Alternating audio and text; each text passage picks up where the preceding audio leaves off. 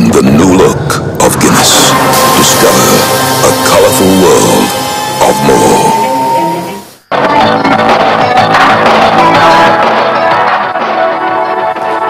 Welcome back. Just before we go on to sports news, I'd like to remind you we're still awaiting word on the ongoing meeting of the Academic Staff Union of Universities holding at the Federal University of Technology, Minna. We'll bring you word as soon as we hear something. On to Charles Aruka now, who has sports news. Oh, thanks, Amarachi. That was a marathon meeting. But in sports news, the home-based Super Eagles will play their second practice match on Wednesday against Nigeria Premier League side Niger Tornadoes of Minna at the Abuja National Stadium. According to coach Stephen Keshi, another game has also been scheduled for Saturday, all in a bid to toughen the team for next year's CHAN tournament in South Africa. In Europe, it's a tough draw for English Premier League side Manchester City as they must get past Spanish champions Barcelona to reach the Champions League quarter-finals. Olympiacos will take on Manchester United in what appears to be an easy ride to the last 8 for the English Premier League champions. But it will not be an easy ride for Arsenal also, as they must scale the hurdle of defending champions Bayern Munich. Chelsea drew Galatasaray to ensure club legend Didier Drogba's return to Stamford Bridge. Meanwhile, the Turkish Football Federation has announced that Côte d'Ivoire's Didier Drogba and Emmanuel Eboué will no longer be punished following their show of respect to late South African President Nelson Mandela. The Football Federation threatened to take action against the players for displaying political messages which they said are not allowed during matches. Drogba, who has said he would do it all over again, had "Thank you Madiba" written on his vest, while Eboué had "Rest in peace Nelson Mandela" printed on his own. In England, Tottenham have sacked head coach Andre Villas-Boas after less than 18 months in charge following Sunday's 5-0 home defeat by Liverpool. The Premier League defeat to the Reds appears to have been the final straw for the White Hart Lane board, coming just 3 weeks after the 6-0 thumping by Manchester City at the Etihad.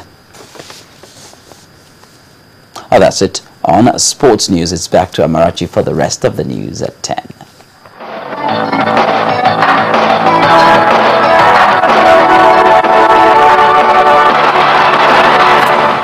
Unveiling the new look of Guinness. Discover a colorful world of more. On the foreign scene, the crisis in Syria has taken such a huge turn for the worse that the United Nations has announced its biggest ever appeal, seeking $6.5 billion for humanitarian aid to the war-torn country. The UN estimates nearly 3/4 of Syria's 22.4 million population will need humanitarian aid in 2014. Here's Cynthia Are with more. Things have certainly taken a turn for the worse, and the appeal coincides with a new study by the International Rescue Committee, which warns that starvation is now threatening the Syrian population. According to the report, bread prices have risen by 500% in some areas, and 4 out of 5 Syrians say their greatest worry is that food would run out. The latest call exceeds the UN's record appeal for $4.4 billion in June, of which only 60% has been funded so far. More than 2 million Syrians have fled to neighboring countries, including Lebanon and Turkey. Then, in honor of the late anti-apartheid hero Nelson Mandela, South African President Jacob Zuma has unveiled a statue of the icon in the capital, Pretoria. The 30-foot bronze statue has been erected at the Union Buildings, which is the government's headquarters. According to President Zuma, the statue, with Mr. Mandela's hands reaching outward, was intended to show that he had embraced the whole nation. This comes a day after Mr. Mandela was given a state funeral at his ancestral home on Sunday. Finally, South Sudan's President Salva Kiir says an attempted coup by soldiers loyal to his sacked former deputy Riek Machar has been put down. It comes after heavy gunfire overnight in the capital, Juba. At a news conference, Mr. Kiir said the government was in full control of the capital and announced a nighttime curfew for civilians. And that's it from me. Those are the top stories on the foreign scene. And the main news again, the Academic Staff Union of Universities, ASU, is still holding about now a meeting which started this morning at the Federal University of Technology, MENA.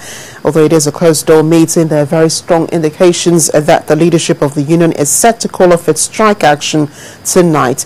They've met for over 13 hours. They've been sitting at the institution's conference center discussing issues relating to the MOU signed by the federal government, the general impact of the strike on students, lecturers and their parents.